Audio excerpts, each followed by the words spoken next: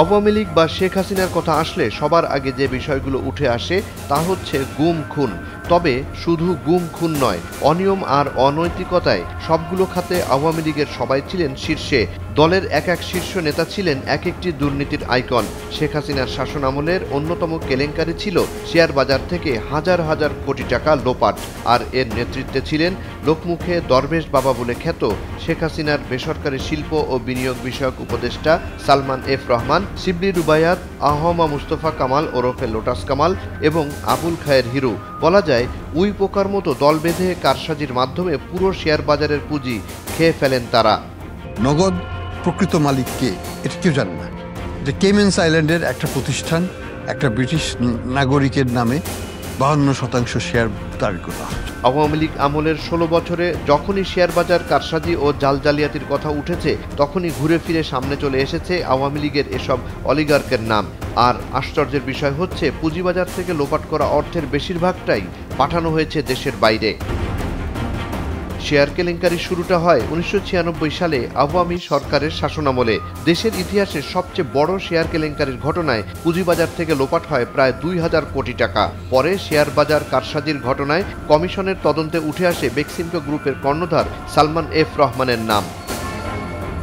আওয়ামী সরকারের মন্ত্রী আহমা মুস্তফা কামালের নামেও শেয়ার কেলেঙ্কারির অভিযোগ আসে। তার বিরুদ্ধে প্রায় 5000 কোটি টাকা বিদেশে পাচারের অভিযোগ উঠলে নিজে আর সরাসরি শেয়ার ব্যবসার সঙ্গে জড়িত হননি।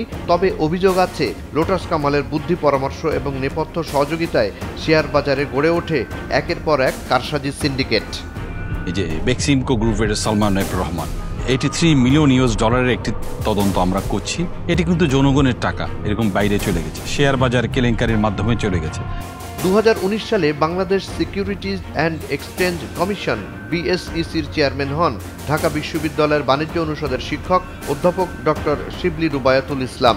তিনি দায়িত্ব নেওয়ার পর নতুন গতি পায় শেয়ার বাজার কারসাজিতে।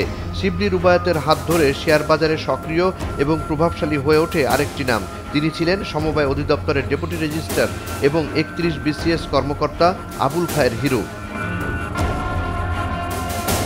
ঢাকা স্টক এক্সচেঞ্জ DSE সম্মতি না দিলেও BSECর চেয়ারম্যান শিবলি রুবায়াতুল ইসলাম ও তার চক্রটি অবৈধভাবে সুবিধা নিয়ে শেয়ার মার্কেটে দুর্বল company south Bangla agricultural and commerce bank, Capitec Grameen bank growth fund, Asiatic lab সহ বিভিন্ন দুর্বল কোম্পানির IPO বা প্রাথমিক শেয়ারের অনুমোদন দেয়। এ প্রক্রিয়ায় শেয়ার বাজার থেকে হাজার হাজার কোটি টাকা তুলে নিতে সহায়তা করেন শিবলি। ফলে বাজারে তারল্য সংকট সৃষ্টি হয়ে ধারাবাহিক পতন শুরু হয়। সর্বপ্রথম তারা ধ্বংস করেছেন তারা সিকিউরিটি এক্সচেঞ্জ কমিশন, সর্বপ্রধান যে নিয়ন্ত্রক সংস্থা, সেখানে খায়রুল হোসেনের মধ্যে একজন শিক্ষককে বসেছেন।